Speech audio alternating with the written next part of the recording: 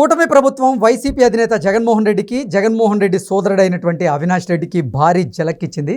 జగన్మోహన్ రెడ్డి ముఖ్యమంత్రిగా ఉన్నటువంటి సమయంలో వ్యవసాయ కనెక్షన్ల పేరిట స్మార్ట్ మీటర్లు ఏర్పాటు చేసి కొన్ని వేల కోట్ల రూపాయల ప్రజాధనాన్ని దుర్వినియోగం చేసినటువంటి నేపథ్యంలో వ్యవసాయ కనెక్షన్లకు సంబంధించినటువంటి ఈ స్మార్ట్ మీటర్లను ఇప్పుడు కూటమి ప్రభుత్వం రద్దు చేసిన నేపథ్యంలో అసలు జగన్మోహన్ రెడ్డి ఎన్ని వేల కోట్ల రూపాయల ప్రజాధనాన్ని దుర్వినియోగం చేశారు, ఇప్పుడు కూటమి ప్రభుత్వం దాని మీద ఎటువంటి చర్యలు తీసుకోబోతుందనేది మనం పూర్తి స్థాయిలో విశ్లేషణ చేసుకునేటువంటి ప్రయత్నం చేద్దాం.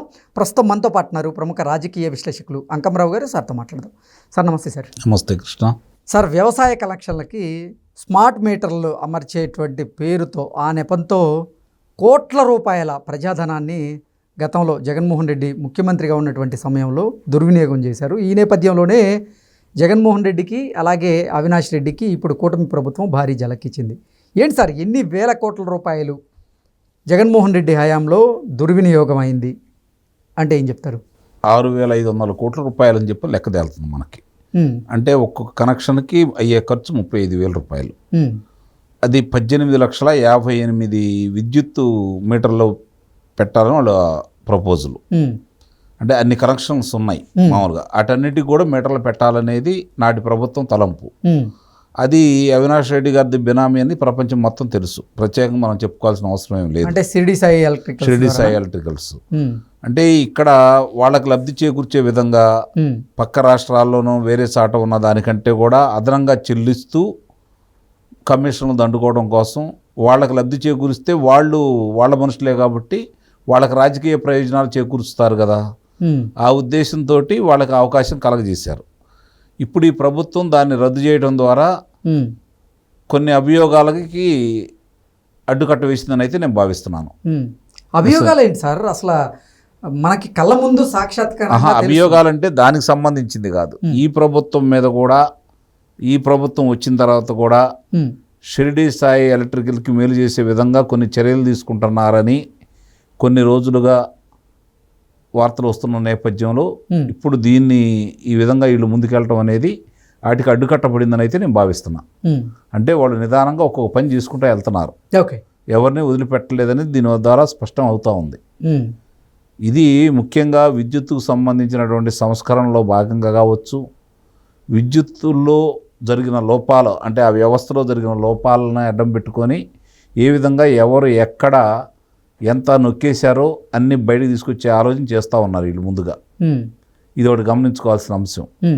రెండోది, ఇందులో లబ్ధిదారులు ఎవరు, ఏ రూపేణా వాళ్ళకి లబ్ధి చేకూరింది, నష్టం ప్రజలకు ఏమాత్రం వచ్చింది, ఎందుకు వీళ్ళు నష్టం చేకూర్చారనే దాని మీద కూడా వీళ్ళు వివరణతో కూడినటువంటి నివేదికలు తయారు చేస్తున్నారని మనకి స్పష్టంగా అర్థమైపోతూ ఉంది. సార్, కేవలం వ్యవసాయ కలెక్షన్ల పేరిట ఈ స్మార్ట్ మీటర్లను అమర్చిన దానికే 6,500 కోట్ల రూపాయల ప్రజాధనాన్ని దుర్వినియోగం చేస్తే మరి 5 ఏళ్లలో అన్ని శాఖల్లో నిజంగా ఎంత పెద్ద మేరకు అవినీతి జరిగి ఉండొచ్చు అసలు? ఇప్పుడు మనకి బయట నుంచి తీసుకున్న అప్పులు చూసుకుంటేనే, ఆయన పంచిన విధానం చూసుకుంటేనే దాంట్లో వ్యత్యాసం బాగా కనపడుతుంది. 5-6 లక్షల కోట్ల రూపాయలు కనపడుతూ ఉంది. ₹1 కాదు, ₹2 కాదు. ఇప్పుడు ఎందుకంటే 5-6 లక్షల రూపాయలు నేను ఎందుకంటున్నానంటే, వీళ్ళు ప్రజల దగ్గర నుంచి బలవంతంగా లాక్కున్న ఆస్తుల విలువలతో కలుపుకుంటే నేను చెప్పినటువంటి ఆ లెక్క వస్తూ ఉంది. ఓకే. ఎందుకంటే ఈరోజు గ్రామ ప్రాంతంలో ఉండేది రైతాంగం, అందుట్లో వ్యవసాయం చేసినా చేయకపోయినా వ్యవసాయ భూమి చాలామందికి ఉంది. వాళ్ళ భూముల్ని స్వాధీనం చేసుకోవడం కోసం వాళ్ళు ఎన్ని కుయుక్తులు పన్నారో, ఎంత దౌర్జన్యం చేశారో అందరం చూస్తూనే ఉన్నాం. అట్లా చూసుకున్నా, ఇప్పుడు ఇలా దారాదత్తం చేసి చూసుకున్నా కూడా లక్షల కోట్ల రూపాయలు కనపడతా ఉన్నాయి. ఓకే. ప్రజాధనాన్ని వాళ్ళు మామూలుగా ఇసుక కావచ్చు, 40 లక్షల టన్నుల ఇసుక, మెట్రిక్ టన్నుల ఇసుక దోపిడీ చేశారనేది స్పష్టం. మరి ఆ విధంగా కనుక మనం చూసుకుంటా ఉంటే వరుసనే జరిగిన ప్రతి దాంట్లోనూ ఇసుకలో కావచ్చు, మద్యంలో కావచ్చు, గనుల్లో కావచ్చు, ఇప్పుడు ఇట్లా ఎలక్ట్రికల్ సంబంధించిన దాంట్లో కావచ్చు, పాలాంది అది ఇదని లేకుండా దేంట్లో కూడా వదిలిపెట్టకుండా వాళ్ళు ప్రజల సొమ్ము ఎలా పప్పు బెల్లాల్లా తినొచ్చో, పంచుకోవచ్చో వాళ్ళు చేసి చూపించారు. ఈ 6,500 కోట్లు ఎవరి జేబులోకి వెళ్ళినట్టు? అవినాష్ రెడ్డి జేబులోకి వెళ్ళినట్లా, లేదంటే అవినాష్ రెడ్డి ముందున్నటువంటి జగన్మోహన్ రెడ్డి జేబులోకి వెళ్ళినట్ల? అవినాష్ రెడ్డి దగ్గరికి ముందు వెళ్తే అక్కడి నుంచి జగన్మోహన్ రెడ్డి దగ్గరికి వెళ్తాయి. ఓకే. అంతేగాని జగన్మోహన్ రెడ్డికి వెళ్లకుండా అవినాష్ రెడ్డి దగ్గరికి వెళ్తే కుదరదు అక్కడ వ్యవహారం. అందుట్లో ఎలాంటి సందేహం కూడా ఏం లేదు. దాని మీద ఎంత గొడవ చేసినా ఏం చేసినా కూడా వాళ్ళు ఇప్పుడు మీరు గమనించుకోవాల్సింది ఏంటంటే పక్క రాష్ట్రాల వాళ్ళకి ఎంత చెల్లిస్తున్నారు అవే మీటర్లు, ఇక్కడ వీళ్ళు అదనంగా ఎంత చెల్లిస్తున్నారు అనే వ్యత్యాసం కూడా మనం చూసుకోవాలి కదా. దీన్ని బట్టే వాళ్ళు అంటే ఎందుకు ఇంత అదనంగా చెల్లించి తీసుకోవాలి, అసలు ఆ మీటర్లు అవసరమా? ఎగ్జాక్ట్లీ. ముందు అవసరం లేదు, మరి ఎందుకు వాళ్ళు చేస్తున్నారంటే వాళ్ళకి లబ్ధి చేకూర్చడం కోసం, వాళ్ళకి ఆర్థిక లబ్ధి గురించి ఆలోచిస్తున్నారే తప్ప రాష్ట్ర ప్రయోజనాల గురించో ప్రజల గురించో వాళ్ళు ఏమాత్రం పట్టించుకోరనేది చాలా స్పష్టంగా ఇక్కడ మీకు అర్థమైపోవాలి. వాళ్ళ ఆర్థిక ప్రయోజనాలు తప్ప రాష్ట్ర ప్రయోజనాలు ఏమాత్రం పట్టవు అని చెప్పి మరోసారి చెబుతున్నాను.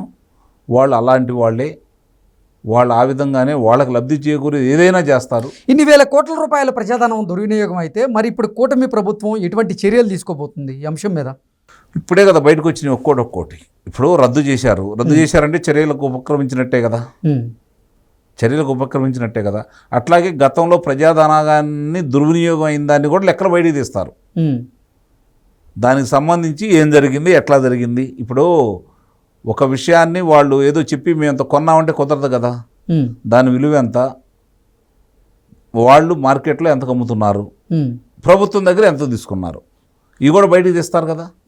సార్ ఇప్పుడు ఏంటి ప్రభుత్వం ఈ స్మార్ట్ మీటర్ల వ్యవహారాన్ని రద్దు చేసిన నేపథ్యంలో దానికి ప్రత్యామ్నాయం ఏదన్నా అన్వేషిస్తుందా, లేకపోతే అసలు ఆ స్మార్ట్ మీటర్లు అవసరం లేదు అని భావిస్తుందా? లేదనేది ఇప్పుడున్న ప్రభుత్వం భావన.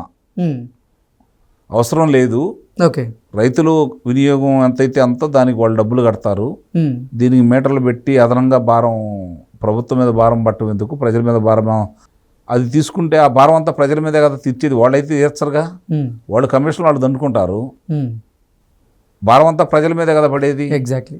కాబట్టి ఆ భారం ప్రజలకు ఎందుకు పడాలా, అసలు ఇదంతా ఎందుకు తీసుకురావాలి, వీటిని కొనకుండా పక్కన పెడితే సరిపోయేది కదా అనేది ఇప్పుడు ప్రభుత్వం యొక్క భావన. దాని అత్యవసరం అయితే కాదు కదా అవి, ఇది గమనించుకోవాలి. ఓకే. ఏంటి సార్ అసలు ఆంధ్రప్రదేశ్ ప్రభుత్వం కానీ కూటమి ప్రభుత్వం ఇప్పుడు తవ్వే కొద్దీ గతంలో జరిగినటువంటి అక్రమాలు ఒక్కొక్కటిగా బయటకు వస్తూనే ఉన్నాయి. ఏంటి సార్ ఎన్ని రోజులు బట్టి అవకాశం ఉంది ఈ అక్రమాలన్నీ బయటకు వచ్చేసరికి? అంటే శిక్షలు కనుక పడతా ఉంటే అక్రమాలు చేసిన వాళ్ళకి అదుపాజ్ఞంలో ఉంటారు. అది రాజకీయ నాయకులు కావచ్చు, ప్రభుత్వ ఉద్యోగస్తులు కావచ్చు, ఐఏఎస్లు కావచ్చు, ఐపీఎస్లు కావచ్చు.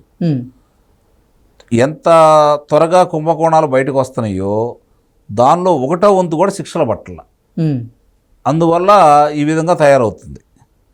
ఇప్పుడు ఈ కుంభకోణాలు ఈ 5 సంవత్సరాలు జరిగిన కుంభకోణాలను మనం తీసుకుంటే ఈ రోజుకి 205వ రోజు ఈ కూటమి అధికారంలోకి వచ్చి, ఇప్పటికీ 300-400 కుంభకోణాలు ఒక్కొక్కటి బయటకు వస్తూ ఉన్నాయి.